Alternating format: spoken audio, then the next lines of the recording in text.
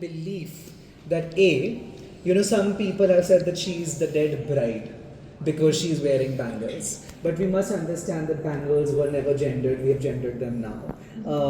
There are men buried in Harappa who are buried with jasper shells and necklaces and bangles. So there is a way in which looking at jewelry now, which differentiates itself from the way in which jewelry functioned at that time. So she is just another woman buried with certain things, and much like us 5,000 years ago, pondering what happens when we pass. So, when we get lost in a lot of dates and timelines, it's important to reconnect with the idea that there are certain anxieties that all of us have had over centuries. And script or no script, burials like these help us through. Just tell us how many centuries are we fast forwarded? Yes, we're fast forwarding to the second, third centuries CE. Of the Common Era. Of CE, so how many? Sorry, my maths is So 2600 BCE is this, and now we're going to the second century. Buddha here is represented through his baby footsteps. Yeah. And that one?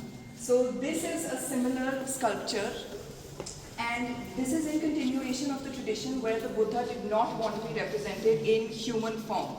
And so you see all objects or symbols that are associated with the Buddha kind of stacked on top of each other to create a human-like figure. So you have the wheel here, you have his throne, and then you have Bodhi trees and so on. And all of these often came together in this period, especially in Amravati, to create these aniconic images of the Buddha, where he's invoked but also not depicted as a person. Yes, and Vidya Vigesia, the art historian who studied a lot of these images in this book called Looking Again at Indian Art, she talks about this method of stacking.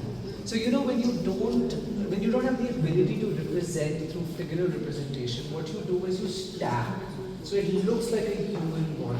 So you have the wheel, you have the throne, you have the tree, and you have the footprints. And when you look at it like this, it's a full body representing the Buddha and not isolated motifs. So there's a way in which these artworks are supposed to be read and seen, and Buddha is there even while not being there. Now that we have established that we know how the images of the Buddha look like, can you tell us some of the most familiar traits that come to your mind? What are certain things that you see on the Buddha? Okay. So it begins actually in China. There is this clan that is driven out of China.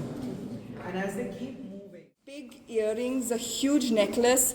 So clearly, she's a very... with the heavens. It is in that tantra where they find their union with the skies.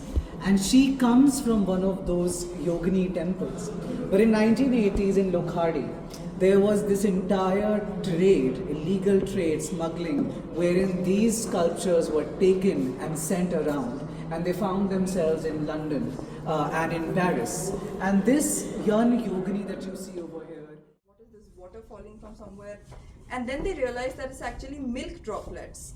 And then Sambandar later, when he composes his spiritual autobiography, says that it is Parvati herself who had come and breastfed Sambandar as an infant. So from there on, that infant starts reciting poems in worship of Shiv. And a lot of Tamil Bhakti spiritual autobiographies actually have these kind of personal stories where your God kind of helps you out in some way. He gets you out of a problem, or he appears for you, he or she appears for you, and that then makes you a devotee or a bhakt. So similarly, what you have here is Shiv from the Tamil Bhakti period, of course commissioned by the Cholas, beautiful bronze sculpture. And what you see here is everything that you would find in the Shiv Puran. This is Shiv in his entirety. So we have all of his features kind of... Salim. And as you know, Salim, from the time that he was a prince, loved paintings. Salim also was a rebel because he saw Khusro was going to become his own.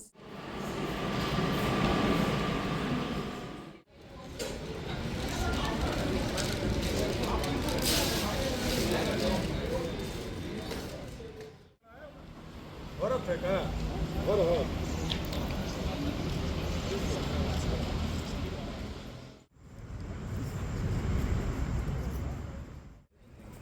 have a